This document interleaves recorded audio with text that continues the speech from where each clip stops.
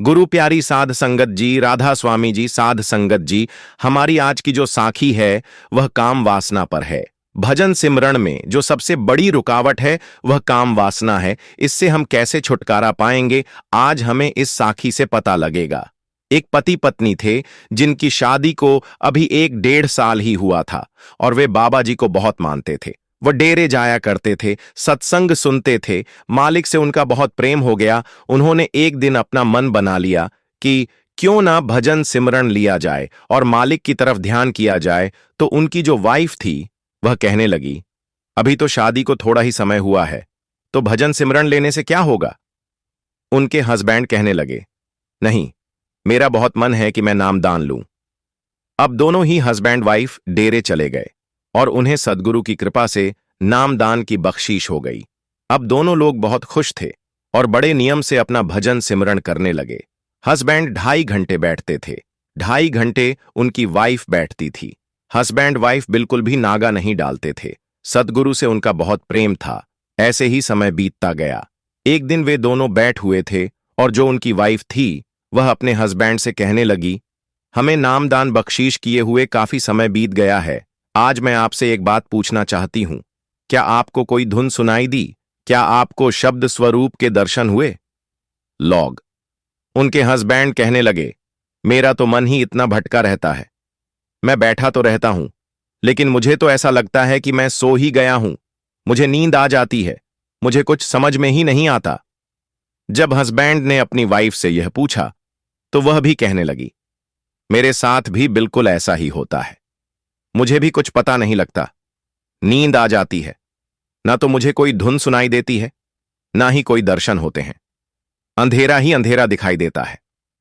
अब दोनों लोग बहुत कंफ्यूज हो गए कि इतने समय से वे नियम से भजन सिमरण कर रहे हैं, फिर भी कमी कहां है। ऐसे ही और भी समय बीतता गया, लेकिन जो बर्तन था वह खाली का खाली ही रहा। एक दिन वे कहने लगे, इतना ज्यादा समय हो गया है भजन सिमरण लिए हुए, लेकिन हमारा जो बर्तन है वह बिल्कुल खाली है।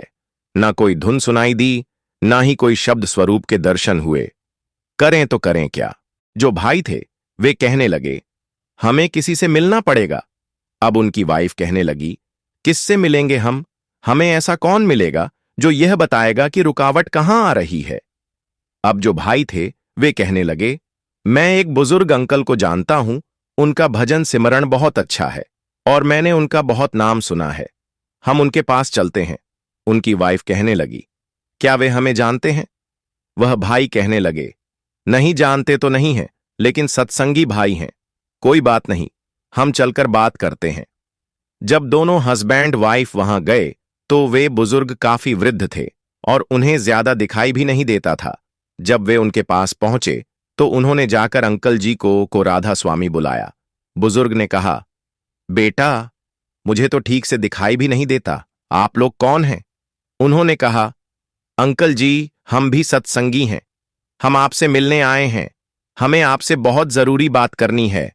बुजुर्ग कहने लगे, कोई बात नहीं बेटा, पहले तो मैंने आपको कभी देखा नहीं और ना ही आप मेरे घर पहले कभी आए हो। उन्होंने कहा, कभी जरूरत ही नहीं पड़ी, लेकिन हम आपके पास ही रहते हैं। बुजुर्ग कहने लगे, ठीक है, बैठो। अब वे अपने बाबा जी की बातें करने लगे। बुजुर्ग कहने लगे, बताओ, तुम मुझसे क्या बात करना चाहते हो? वह भाई कहने लगा, अंकल जी, हमें भजन सिमरण में मन नहीं टिकता। बुजुर्ग कहने लगे, बेटा, कितना समय हो गया है भजन सिमरण लिए हुए? वह भाई कहने लगा, 25 साल हो गए हैं। बुजुर्ग कहने लगे, 25 साल तो बहुत होते हैं, अभी तक तुम्हारा मन नहीं टिका? वह कहने लगे, नहीं अंकल जी, मेरा मन काम में नहीं आता। उन्होंने कहा, शादी को कितना समय हो गया? उन्होंने कहा, 1.5 साल के बाद ही हमने भजन सिमरण ले लिया था। बुजुर्ग कहने लगे, तो फिर 26 से 27 साल हो चुके हैं शादी को? उन्होंने कहा, जी। बुजुर्ग बोले, क्या भजन सिमरण पर पूरा समय देते हो? उन्होंने कहा, हां, हम भजन सिमरण पर पूरा समय देते हैं, लेकिन हमारा मन नहीं लगता। बुजुर्ग ने पूछा, कोई ऐसा काम तो नहीं करते? कोई गलत काम, किसी के साथ बुरा व्यवहार या फिर कोई नशा वगैरह? वह भाई कहने लगा, नहीं अंकल जी, ऐसा कुछ भी नहीं। इन 25 सालों में मैंने किसी भी नशे को हाथ नहीं लगाया। जब से मैंने सद्गुरु का नाम लिया है तब से बिल्कुल भी ऐसा कुछ नहीं किया। बुजुर्ग बोले, बेटा फिर तो बहुत अच्छी बात है। अब बताओ मैं तुम्हारी क्या मदद कर सकता हूं? भाई कहने लगा, अंकल जी मुझे यह बताओ कि मैं करूं तो करूं क्या? बुजुर्ग बोले, मैं कुछ बातें तुमसे कहूंगा जो तुम बड़े ध्यान से सुनना और उन्हें समझने की कोशिश करना। भाई बोला, ठीक है अंकल जी। बुजुर्ग बोले, हमारे जो 5 शत्रु होते हैं। भाई बोला, हाँ 5 शत्रु होते हैं। बुजुर्ग बोले, बताओ कौन कौन से? भाई ने कहा, काम, क्रोध, लोभ, मोह, अहंकार। बुजुर्ग बोले, हाँ बिल्कुल सही पहचाना। यही हमारे 5 शत्रु हैं, यही हमारे भजन सिमरन की रुकावट है। भाई बोला, अंकल जी ना तो मैं किसी से ज्यादा मोह करता हूं ना ही अहंकार करता हूं। बुजुर्ग बोले, तुम्हें इस बात का पता है कि 2 शत्रु हमारे लिए बहुत ही खतरनाक होते हैं? भाई ने पूछा, वह कौन से? बुजुर्ग बोले, वह हैं काम और क्रोध। अगर हमने अपनी काम वासना को कम नहीं किया और क्रोध पर कंट्रोल नहीं किया तो बेटा हमारा जो भजन सिमरन है वह कभी चलेगा ही नहीं। भाई बोला, अंकल जी जो आप काम वासना की बात कर रहे हो तो मैंने तो शादी के बाद कभी भी पराई स्त्री को नहीं देखा। मैं तो उन्हें बहन और बेटियों की नजर से ही देखता हूं। अब उनकी वाइफ भी कहने लगी, मैंने तो कभी किसी को ऐसी नजर से देखा ही नहीं। मैं तो सबको भाई और बेटा ही समझती हूं। बुजुर्ग बोले, ये तो बहुत अच्छी बात है। फिर उन्होंने पूछा, तुमने शादी क्यों की? भाई बोला, सबसे बड़ी बात यही है कि हमारे सद्गुरु हमें समझाते हैं कि गृहस्थ जीवन बहुत जरूरी है। जब हम गृहस्थ जीवन में आ जाते हैं तो हमारी जो भटकती चालें हैं वे खत्म हो जाती हैं और हमारा भजन सिमरन बहुत अच्छे तरीके से चलता है। बुजुर्ग बोले, बेटा समझ तो तुम्हें बहुत है, ये बातें भी तुम्हें पता हैं, तो फिर तुम कमी कहां कर रहे हो? भाई बोला, हमें तो खुद पता नहीं है कि हम कमी कहां कर रहे हैं। बुजुर्ग ने पूछा, तुम्हारा जो गृहस्थ जीवन है उसमें तुम काम वासना के कितने अधीन हो? इसमें बुरा मत मानना बेटा, मैं सिर्फ पूछ रहा हूं। भाई बोला, इस पर हमारा कोई कंट्रोल नहीं है। हम भजन सिमरन तो करते हैं पर हमारी शादी को 27 साल हो चुके हैं। हमारे 2 बच्चे भी हैं लेकिन इस चीज पर हम कंट्रोल नहीं कर पाए। जब बहन से पूछा तो उसने भी यही जवाब दिया। फिर बुजुर्ग बोले, बस तुम यहीं पर अपनी भजन सिमरन छोड़ देते हो क्योंकि इसके भी कुछ नियम होते हैं। अगर तुम उन नियमों पर नहीं चलोगे तो तुम्हारा मन काम वासना से हट ही नहीं सकता। तो बेटा भजन सिमरन पर तुम्हारा मन कैसे टिकेगा? मैं समझता हूं कि तुम बाहर पराई स्त्री को नहीं देखते, तुम पराए मर्द को नहीं देखती, लेकिन तुम अब भी गृहस्थ जीवन में काम वासना के अधीन हो। तुम्हें खुद नहीं पता कि हमें परमात्मा से जुड़ना है या इन चीजों से। जब ये बातें उन दोनों पति पत्नी ने सुनी और उनकी समझ में आई कि वे सच में गलती पर हैं, तब बुजुर्ग बोले, बेटा तुम मुझसे बातें करने आए हो, मैं तुम्हें समझा रहा हूं। इसमें बुरा मानने की कोई बात नहीं है। मैं मानता हूं कि तुम पति पत्नी हो, तुम्हारा गृहस्थ जीवन सही है, पर गृहस्थ जीवन का भी एक समय होता है। जब यह बात कही गई तो भाई बोला, इसका क्या समय है? बुजुर्ग ने कहा, बेटा महीने में 30 दिन होते हैं। 30 दिनों में हमें ज्यादा से ज्यादा महत्वपूर्ण समय सद्गुरु को देना चाहिए और कुछ ही दिन ऐसे अपने बनाओ जो तुम्हें काम वासना पर कंट्रोल करने में मदद करें। तभी तुम्हारा भजन सिमरन चलेगा, नहीं तो इन चीजों में ही भटकते रह जाओगे। अब उन हस्बैंड वाइफ को परमात्मा से प्रेम तो बहुत था, पर उनका जो आपस में प्रेम था वह भी बहुत था। तो फिर बुजुर्ग ने कहा, मैं यह नहीं कह रहा कि जो तुम्हारा आपस में प्रेम है वह खत्म कर लो। वह तो तुम्हारा एक रिश्ता है, सद्गुरु ने बनाया है। यह दुनियावी रिश्ते हैं, हमें इन्हें निभाना है। यहां रहते हुए हमें जिम्मेदारियों को पूरा करना है, अपने फर्ज को निभाना है, अपने बच्चों को भी संभालना है और गृहस्थ को नहीं छोड़ना। अगर हम ज्यादा से ज्यादा समय अपने सद्गुरु को देंगे, उनको अपना टाइम देंगे, तो इन चीजों से हम ऊपर उठ जाएंगे और ये चीजें नीचे ही रह जाएंगी। तो अपने आप देखना, कुछ समय बाद ही भजन सिमरन शुरू हो जाएगा। अगर तुम सच में सद्गुरु को पाना चाहते हो और इन चीजों में ही रहोगे तो फिर बहुत ज्यादा मुश्किल है। हमें सद्गुरु ने कहा है कि गृहस्थ जीवन बहुत जरूरी है। गृहस्थ जीवन का भी मतलब यही है कि हम इन चीजों को समझें।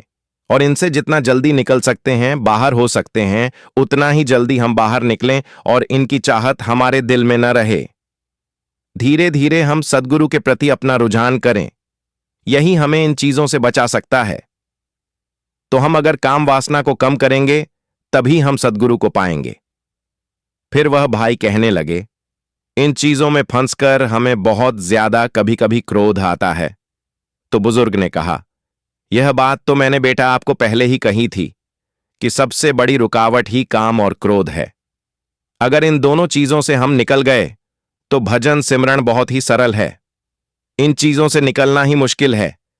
घर में रहते हुए, अपने फर्ज को पूरा करते हुए, बच्चों के साथ रहते हुए, खुशी खुशी रहते हुए, पर जो भी काम करेंगे हम निस्वार्थ होकर करेंगे, उसमें हमारा कोई भी स्वार्थ नहीं होना चाहिए। तभी हम सद्गुरु को पा सकते हैं। मेरा कहना मानकर अगर तुम मेरे पास आए हो तो कुछ सोचकर ही आए होंगे। तो मेरा कहना मानो, कम से कम काम वासना पर ध्यान देना और ज्यादा से ज्यादा समय भजन सिमरण पर देना। और 6 महीने के बाद तुम फिर मेरे पास आना, फिर मुझे बताना कि तुम्हारा भजन सिमरण में क्या फायदा हुआ है। फिर देखना, जो तुम चाहते हो, जो तुम 25 साल में नहीं कमा पाए, वही तुम्हें 6 महीने में लगेगा कि मैंने सब कुछ पा लिया। जब वे वहां से चले गए तो उन्होंने वैसे ही किया जैसे बुजुर्ग ने उन्हें समझाया था। जब 6 महीने गुजर गए, वे फिर से उन बुजुर्ग के पास आए और आकर उनके पैरों को ही हाथ लगा लिया।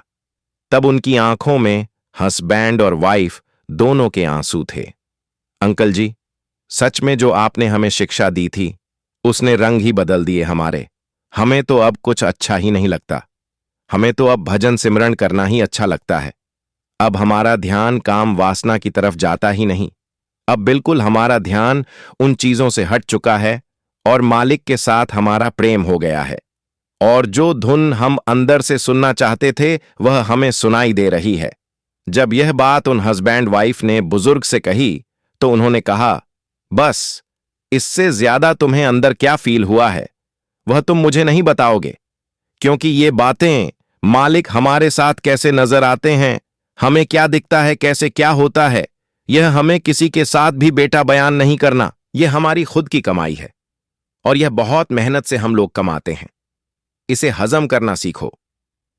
पर तुम्हें मालिक से चाहत थी, इसीलिए तुम यहां पर आए हो।